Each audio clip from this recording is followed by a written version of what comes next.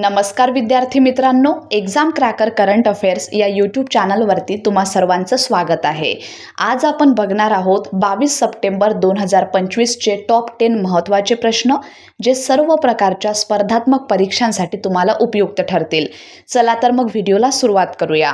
पण त्याआधी तुम्ही जर चॅनलवरती नवीन असाल तर चॅनलला नक्की सबस्क्राइब करा। तर सगळ्यात आधी काल विचारलेला प्रश्न बघूया।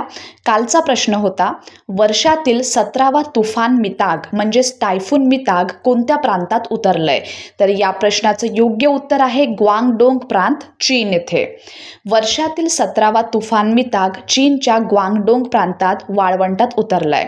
या तुफानाची केंद्राजवळ कमाल वारा वेग 25 मीटर प्रति सेकंद नोंदवला गेला असून शानवेई शहरावर थेट परिणाम झाला आहे। प्राधिकरणांच्या अंदाजानुसार मिताग उत्तर पश्चिम दिशेने 10 ते 15 किमी प्रति तास वेगाने सरकताना कमजोर होईल।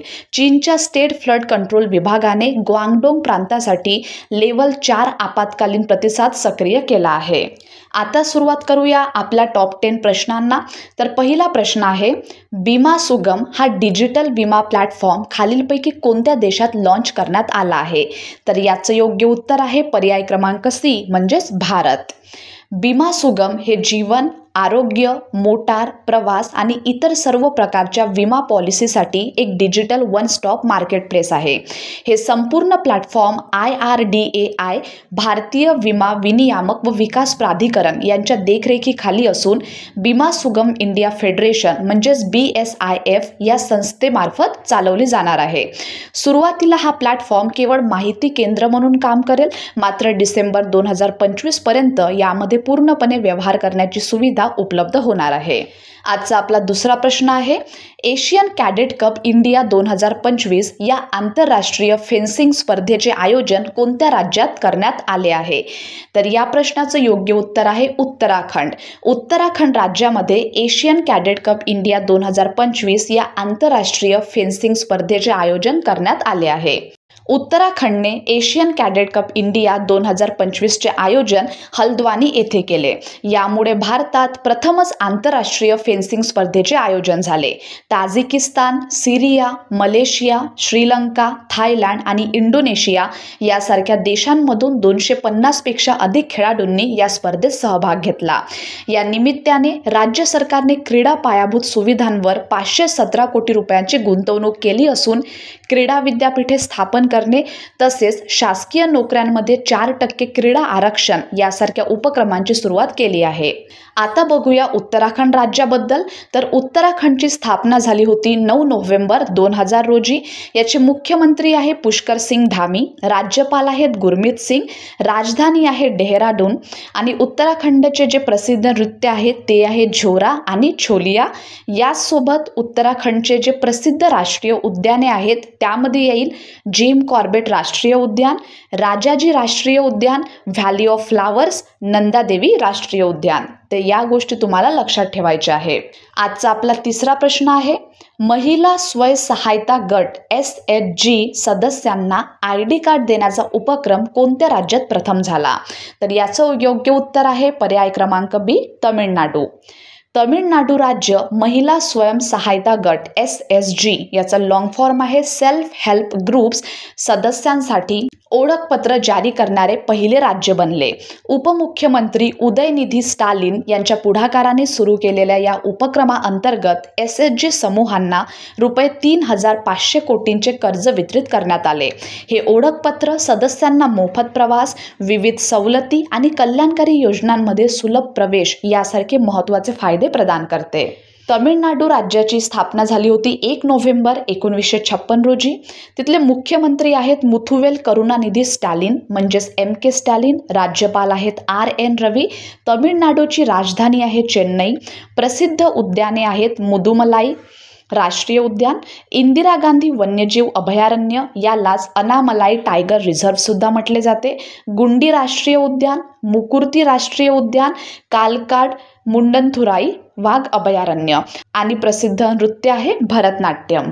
प्रश्न चौथा, भारताचे पहिले संरक्षण मंत्री म्हणून मोरोक्कोला कोण भेट देणार आहे?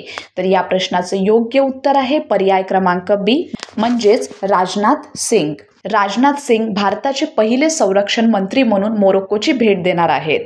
ते टाटा ॲडव्हान्स्ड सिस्टीम्स मॅरॉकच्या व्हील्ड आर्म्ड प्लॅटफॉर्म सुविधाचे उद्घाटन करतील. हा आफ्रिकेत भारताचा पहिला संरक्षण उत्पादन कारखाना आहे. यावेळी रक्षेतील सहकार्यासोबत समझोता करार स्वाक्षरीस आणला जाईल, ज्यामुळे द्विपक्षीय संवाद आणि सहकार्य आणखी विस्तारेल. मोरोक्कोबद्दल महत्त्वाची माहिती जाणून घेऊया. मोरोक्कोचे राजे आहेत मोहम्मद 6वा. पंतप्रधान आहेत अझीज अखनोज. 2021 पासून ते या पदावर कार्यरत आहेत. राजधानी आहे रबात. चलन आहे मोरोक्कन दिरहम. सर्वात मोठे शहर आहे कॅसाब्लांका आणि अधिकृत भाषा आहे तिथली अरबी आणि बर्बर. प्रश्न 5वा. Tropical forest forever facility TFFF मध्ये गुंतवणूक करणारा पहिला देश कोणता आहे? तर या प्रश्नाचं योग्य उत्तर आहे पर्याय B म्हणजेच Brazil. Brazil tropical forest forever फॅसिलिटीमध्ये गुंतवणूक करणारा पहिला देश बनेल.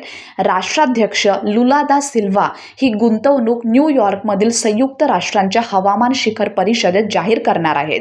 ही गुंतवणूक श्रीमंत तसेच विकसित होत असलेल्या देशांकडून पुढील योगदानांना प्रोत्साहन देण्याचे उद्दिष्ट ठेवते. TFFF जागतिक स्तरावर ट्रॉपिकल जंगलाच्या संरक्षणासाठी $125 अब्ज लक्ष ठेवत आहे. TFFF याचं लॉंग फॉर्म आहे ट्रॉपिकल फॉरेस्ट फॉरेवर फॅसिलिटी. हा ब्राझीलच्या COP30 अध्यक्षतेखाली प्रस्तावित केलेला जागतिक उपक्रम आहे. यामध्ये उष्णकटिबंधीय जंगलाचे संरक्षण करणाऱ्या देशांना त्यांच्या प्रत्येक हेक्टर जंगलासाठी ठराविक वार्षिक रक्कम दिली जाईल. हा निधी खाजगी गुंतवणूक आणि सार्वजनिक निधी यांच्या मिश्रणातून उभारला जाईल. आजचा 6वा प्रश्न आहे. T20 आंतरराष्ट्रीय सामन्यांमध्ये 100 विकेटचा टप्पा गाठणारा पहिला भारतीय गोलंदाज कोण आहे? तर अर्शदीप सिंग हे याचं योग्य उत्तर आहे.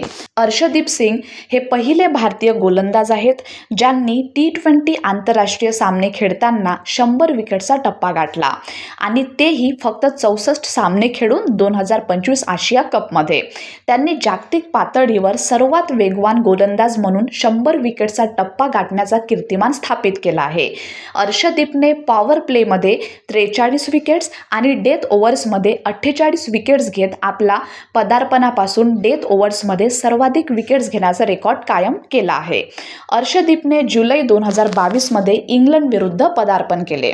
त्यांनी मिळवलेली जे प्रमुख कामगिरी आहे ते आता बघूया. 100 T20 विकेट्स. अर्शदीप सिंगने 19 सप्टेंबर 2025 रोजी आशिया कप 2025 मध्ये ओमान विरुद्ध खेळताना T20 आंतरराष्ट्रीय सामन्यांमध्ये 100 बळी घेणारा पहिला भारतीय गोलंदाज होण्याचा मान मिळवला. त्यानंतर ICC men's T20 cricketer of the year 2024 हंगामातील अपवादात्मक कामगिरीसाठी हा पुरस्कार त्यांना मिळाला. त्या हंगामात त्यांनी 18 सामन्यात 36 बळी घेतले आणि भारताच्या T20 विश्वचषक विजयात महत्त्वाची भूमिका बजावली. तिसरा आहे most wickets in a T20 world cup. 2024च्या विश्वचषक स्पर्धेत 17 बळी घेतले आणि एका T20 विश्वचषक आवृत्तीत सर्वाधिक बळींच्या विक्रमाशी बरोबरी त्यांनी साधली. 7वा प्रश्न. केंद्रीय प्रशासनिक न्यायाधिकरणचं 10वं अखिल भारतीय संमेलन कोणत्या शहरात आयोजित केले गेले? तर याचं योग्य उत्तर आहे पर्याय C म्हणजेच दिल्ली येथे. मुख्य न्यायाधीश BR गवे यांनी न्यू दिल्ली येथे केंद्रीय प्रशासनिक न्यायाधिकरणचं 10वं अखिल भारतीय संमेलन उद्घाटित केले. आता कॅटचे उद्दिष्ट काय आहे? तर गेल्या 4 दशके सरकारी अधिकारीसाठी कार्यक्षमता सुधारण्यासाठी आणि न्यायापर्यंत प्रवेश सुलभ करण्यासाठी रचना कॅटची करण्यात आली आहे. याचे मुख्य लक्ष्य काय आहे? तर न्यायाधिकरणाच्या निर्णयामध्ये सुसंगतता आणि पारदर्शकता राखणे, जेणेकरून तर्कसंगत आणि न्यायसंगत निर्णय सुनिश्चित करता येईल. कॅटचं लॉंग फॉर्म आहे सेंट्रल ॲडमिनिस्ट्रेटिव्ह ट्रिब्युनल. याची स्थापना झाली होती 1985 मध्ये. मुख्यालय आहे न्यू दिल्ली येथे. अखिल भारतीय सेवा, केंद्रीय नागरी सेवा आणि केंद्र शासनातील नागरी पदांवरील कर्मचारी यांचा कॅटमध्ये समावेश होतो. तसेच भारतीय संविधानाच्या अनुच्छेद 323A अंतर्गत कॅट कार्य करते. 8वा प्रश्न. डोनाल्ड ट्रम्प यांनी US नागरिकत्वासाठी कोणता नवीन प्रोग्राम सुरू केला आहे? तर डोनाल्ड ट्रम्प यांनी US नागरिकत्वासाठी गोल्ड कार्ड हा जो प्रोग्राम आहे, नवीन प्रोग्राम तो सुरू केलेला आहे. H-1B व्हिसासाठी अर्जदारांकडून नवीन $1,00,000 वार्षिक शुल्क आकारले जाणार आहे, ज्यामुळे परदेशी तंत्रज्ञान कर्मचाऱ्यांची संख्या कमी करण्याचे उद्दिष्ट आहे. अमेरिकेत गोल्ड कार्ड इमिग्रेशन प्रोग्राम सुरू करण्यात आला आहे, ज्याचा उद्देश श्रीमंत व्यक्तींना स्थायी राहण्याचा अधिकार देणे हा आहे.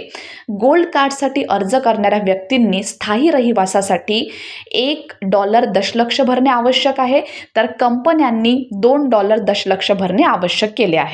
गोल्ड कार्ड धारकांना जागतिक उत्पन्नावर कर लागू होईल. हे अमेरिकेतील नागरिकांप्रमाणेच असेल. अमेरिकेचे राष्ट्राध्यक्ष आहेत डोनाल्ड जे ट्रम्प. राजधानी आहे वॉशिंग्टन DC. अमेरिकेचे चलन आहे $.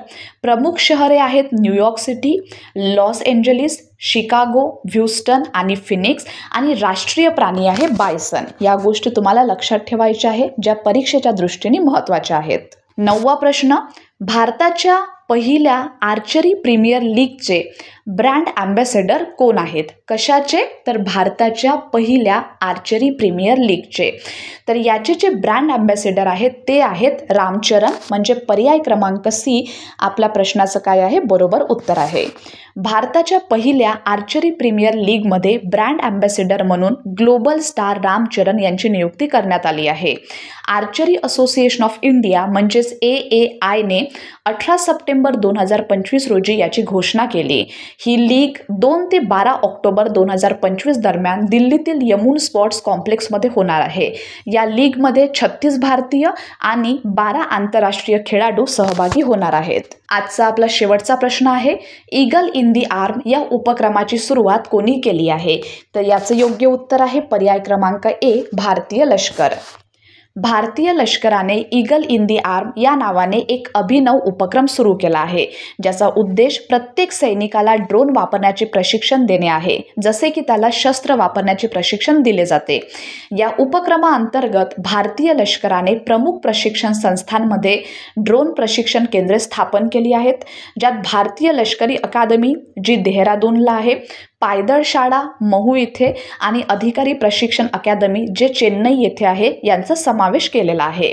लष्कर प्रमुख जनरल उपेंद्र द्विवेदी यांनी 26व्या कारगिल विजय दिवसाच्या समारंभात या उपक्रमाची घोषणा केली होती, ज्यामध्ये ड्रोन आणि काउंटर ड्रोन क्षमता सर्व शाखांमध्ये समाविष्ट केल्या जातील असे सांगितले होते.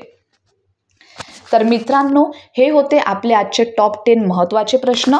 आणि आता बघूया तुमच्यासाठीचा खास प्रश्न. दरवर्षी आंतरराष्ट्रीय शांतता दिन केव्हा साजरा केला जातो? प्रश्न पुन्हा एकदा ऐका. दरवर्षी आंतरराष्ट्रीय शांतता दिन केव्हा साजरा केला जातो? तर या प्रश्नाचं उत्तर तुम्हाला कमेंट बॉक्समध्ये द्यायचं आहे.